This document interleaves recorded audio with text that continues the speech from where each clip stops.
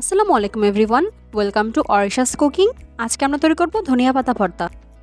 প্রথমে এখানে নিয়ে নিয়েছি আধা কাপ পরিমাণ ধনিয়া পাতা, 3 টেবিল চামচ পেঁয়াজ কুচি, নিয়ে নিয়েছি কয়েক টুকরো তেঁতুল, 3 থেকে 4টা কাঁচামরিচ ফালি করে, 2টো শুকনো মরিচ আর নিয়েছি 2 টেবিল চামচ রসুন কুচি। এবার একটি প্যানে তেল দিয়ে দিচ্ছি 1 টেবিল চামচ পরিমাণ। এবার সবগুলো উপকরণ ভেজে নিচ্ছি। সবগুলো উপকরণ হালকা করে ভেজে নিলে হবে।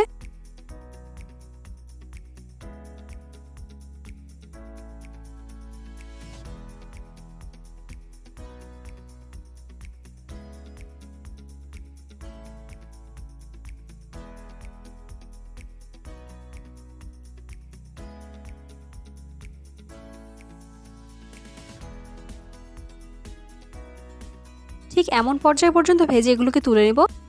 এবার ধনিয়া পাতাগুলোকে ভেজে নেব হালকা করে, যাতে ধনিয়া পাতার পানিগুলো টেনে যায়।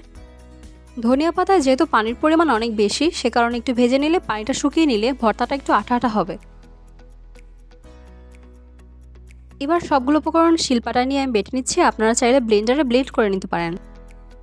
সবগুলো ভাজা উপকরণগুলো দিয়ে দিচ্ছি। ভর্তার ক্ষেত্রে ঝাল আপনাদের পছন্দ মতো দিয়ে নেবেন। দিয়ে দিচ্ছি 3 টুকরো কাঁচা পেঁয়াজ। তেঁতুল দিলে ভর্তার স্বাদটা ভালো আসে। এখানে সামান্য 2 টুকরো তেঁতুল নিয়ে নিচ্ছি। এবার সবগুলো উপকরণ ভালো করে বেটে নেব।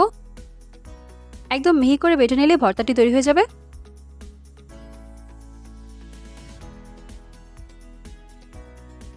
সবগুলো উপকরণ হালকা বেটে এর মধ্যে দিয়ে দিচ্ছি স্বাদ মতো লবণ। এবার এটিকে একদম মিহি করে বেটে নিচ্ছি।